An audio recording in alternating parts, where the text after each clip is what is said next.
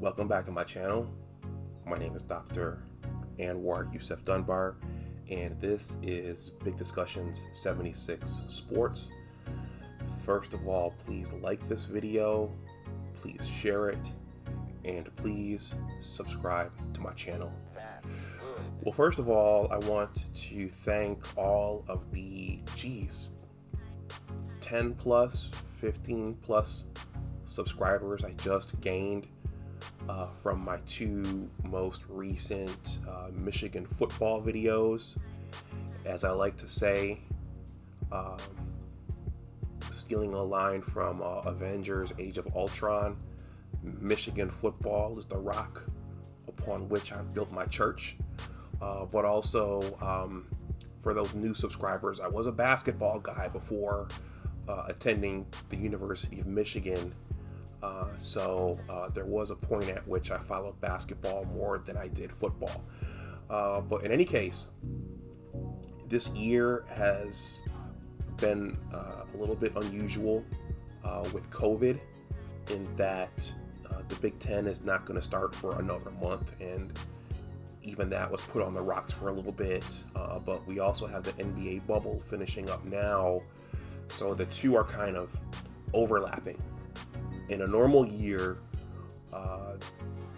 Big Ten play would just be starting, and the NBA training camps would just be starting. So I would not be creating NBA content right now. But in any case, I decided to shoot a video on Game 3 of the Western Conference Final.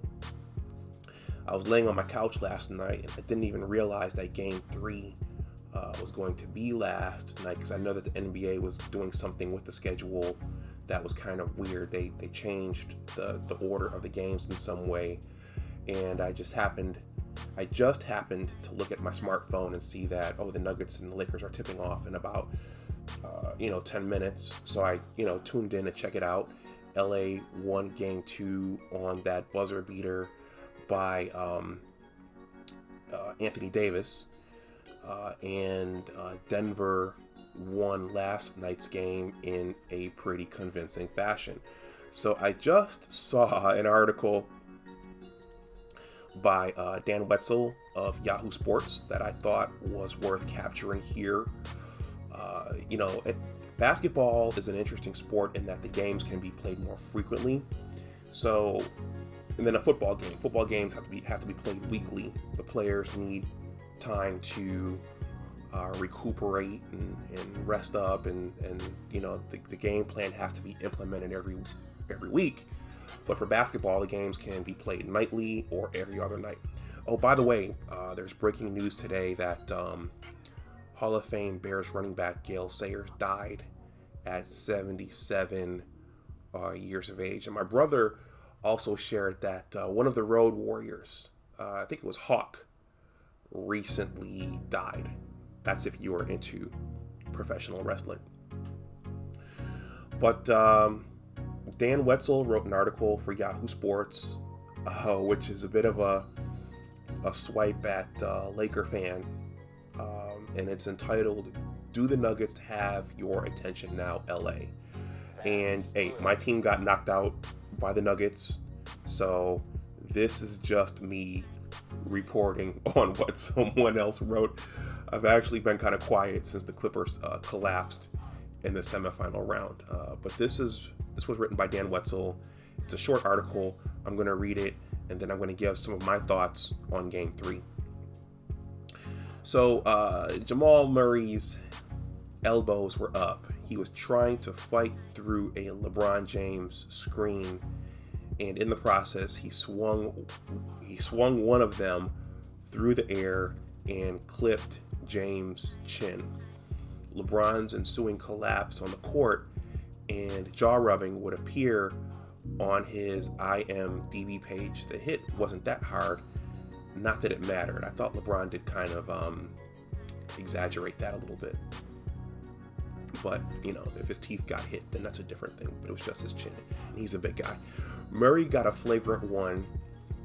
LeBron got 2 free throws. Denver got its points across, though, en route to a 106 victory over the Los Angeles Lakers to tighten the Western Conference Finals 2-1. In case the Lakers thought the Nuggets were going to pack it in after falling down 0-2, and such thinking would have been foolish, here, courtesy of Murray's elbow, was proof to the contrary. Denver doesn't care. Denver doesn't panic. Denver is more than willing to pop you in the mouth if that's what it takes. And now, it's a further reminder to LA that it needs to figure out a way to handle these Nuggets quickly, because this is not a team you want hanging around. Falling behind in a series is meaningless to them. They trailed 3-1 to both Utah and the Los Angeles Clippers just to get here. The Lakers entered with a 2-0 series lead, in part because of Anthony Davis's clutch buzzer-beating three a couple of nights ago. A loss like that will finish a lot of contenders, especially a team as young as the Nuggets. Instead, it served as a point of confidence. Yes, the Lakers won, but Denver was a dramatic three-pointer away from victory. They'll take their chances. I definitely think we kind of gave up game 2, so we needed to be aggressive, Jeremy Grant said on TNT. So they walked into game 3 and throttled LA across the first 3 quarters, leading at one point by 20. LA made a late charge in the 4th quarter, but it was too little, too late, too tired. You put yourself in a 20-point hole, it's tough to climb out of that, Lakers coach Frank Vogel said. Thursday's game 4 is a monster now. Denver wants to drag you into deep water and suffocate you. It's rare to see a team this young that just doesn't care about having their backs up against the wall or seem so oblivious to who they are playing. The longer this goes, the better for them. We are in this for the long haul, Coach Mike Malone said. We're the younger team, said Murray. Indeed they are. Murray, age 23, Grant, 26, Nikola Jokic, 25, Gary Harris, 26, Monte Morris, 25, and Michael Porter Jr., 22, are all younger than the core of the Lakers, which features 4 30-somethings: LeBron, JaVale McGee, Rajon Rondo, and Danny Green. By the way, busting 2 of my buddies' chops last night, Aleem and Raheem Gaines, who are diehard Laker and LeBron fans. I called Rondo Rambo just for the fun of it, and I kept texting them saying, move out of the way and give Danny Green and Rajon Rambo the ball. I can be a bit of a jackass during these things, but I was doing it just for fun. Davis may be 27, but he looked gassed at times on Tuesday. He scored 27 points, but secured just 2 rebounds. James had a 30-point triple-double, but that was pretty much all the consistent offense the Lakers could muscle. Rondo was brilliant in stretches, but everyone else was mostly a disappointment. No one matched Denver's intensity early. Speaking of disappointments, I loved seeing that shot Alex Caruso threw up that hit the top of the backboard. That was cool. The Lakers are still a flawed and poorly constructed team. That is essentially hoping James and Davis can win it all for them. They might, of course. They're that good. But the longer this goes, the more that can be picked apart and exploited. We believe, Malone said, this is kind of similar to the last series. Game 1, the Clippers blew us out. Game 2, we win. We felt in Game 3 we gave that game away against the Clippers. Well, the way we looked at this situation going into tonight,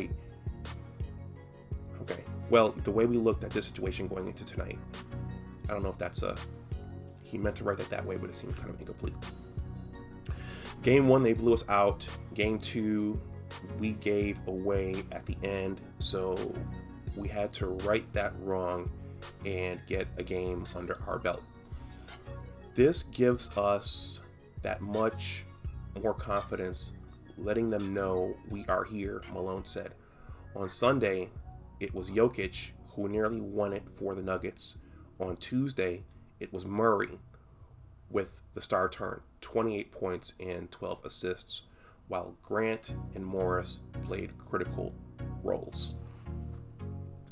So that's the article. I'm going to give my thoughts on the game. One of the interesting things about the NBA is that, it's not the NCAA tournament and you have to win 4 games in the playoffs to close a team out.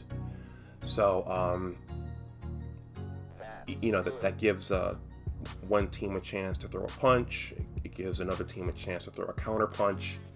And, these things are all about momentum and matchups. And so from this point on, this series can go either way. And it's interesting because if Denver can pull even with the Lakers, now it's a totally different ball game, so to speak. If the Lakers go up 3-1, the Nuggets did come back 3-1 against the Clippers, and I think they might have done the same thing against the Utah series. I didn't watch that so closely, but even if they fall down 3-1, as I'll close with, this team, everyone pretty much on this team can score. Everyone pretty much on this team is versatile, and it's a younger team, but it's a very, very dangerous team. Now, what I saw in Game 2, I thought the Nuggets were going to win Game 2 when Jokic hit that hook shot over Anthony Davis, and of course Anthony Davis came back and hit that hero shot at the end. But it looked to me that at the end of Game 2, Denver might have settled into a comfort zone or a cruise altitude where they weren't afraid of the Lakers and they were able to start hitting their shots as well. And if you recall correctly, in that game, Mike Malone played a young kid. What's his name? I don't think he entered the scoring column last night. It was a younger kid who was getting off a little bit himself, but he missed quite a few free throws. And if he'd made those free throws, then maybe you don't come down to that Anthony Davis three-pointer. So I'm saying all this to say that it seems kind of like Denver is settled into that cruise altitude where they're comfortable going punch for punch with the Lakers. But let's see. I thought, in terms of points, let's look at the Lakers first. The Lakers got 27 from Anthony Davis. LeBron had his triple-double with 30 points, 10 rebounds, and 11 assists. Contavious Caldwell Pope scored 12, and Kyle Kuzma had 11. Rajon Rondo was next up with 9. And for the Nuggets, they got 26 from Jeremy Grant. They got 22 from Nikola Jokic, the Joker. They got 28 from Jamal Murray, who made some gutsy shots and made some timely assists. And they got 14 from Monte Morris. And then Michael Porter Jr. was last with 9 points. So they got good production from most of their main guys. I thought that what I wanted to see from Jokic, and I saw firsthand what Jokic did to the Clippers, I want Jokic to be more aggressive. At times he seems a little passive, and I want him to, more so than not, put his head down and take the ball to the hole against Anthony Davis and against JaVale McGee and against Dwight Howard, because he can hurt them from the outside, he can hurt them from the inside, he can hurt them as a passer. And I think there are times when he's still deferring, but I want him to punch the Lakers right in the nose, or right in the mouth, either one you want. And he's hitting those janky, he hit a couple of those janky European fall away from one leg Dirk Nowitzki shots that he hit against the Clippers. So I think they got good production all around, but I want to see Jokic be more aggressive against the Lakers bigs. Now, what's interesting I noticed is that, and I don't remember from Game 1 or Game 2, Mike Malone seems to have assigned Jeremy Grant to LeBron. And I think that's significant because Jeremy Grant is, he's 6'8", so he's about as tall as LeBron. He's not as bulky, but he's tall enough and he's fast enough, it looks like, to stay in front of LeBron and bother his shot. And there were times last night, now the Lakers could have been gassed, that's true, they could have been tired, and at the end of that game they did look tired. LeBron looked tired, they all looked tired. And what I saw was LeBron settling for his 15-footers, and I saw most of his jump shots either clanking off the side of the backboard or hitting the front of the rim, which means he was tired. But I think defensively you want to give LeBron those long-range jump shots and not let him slash to the basket. He's more dangerous when he's slashing to the basket. And so I think that putting Jeremy Grant on LeBron, I think that's a significant defensive chess move. So let's see what happens with that going forward. So I'm going to close with this by saying that this could be a flash in the pan. The Lakers are the number 1 seed. They've got, one of the best players of all time in LeBron. I still think Michael Jordan is the GOAT, not LeBron.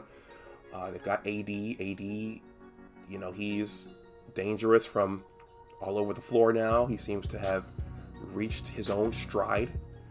So this could be a flash in the pan where Denver jumped up and punched LA in the mouth, and it could be in the next couple of games that LA delivers the death blow.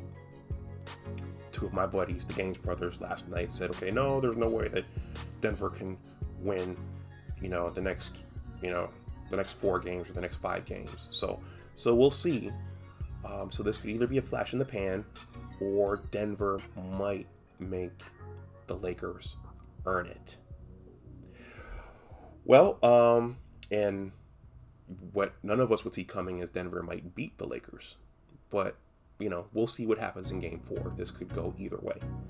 But a confident Denver team with Jamal Murray shooting like that, with Jokic playing like that, and with them getting shooting from all around, they're a dangerous team. And that's what's unique about this team, is that all of their players can score the ball.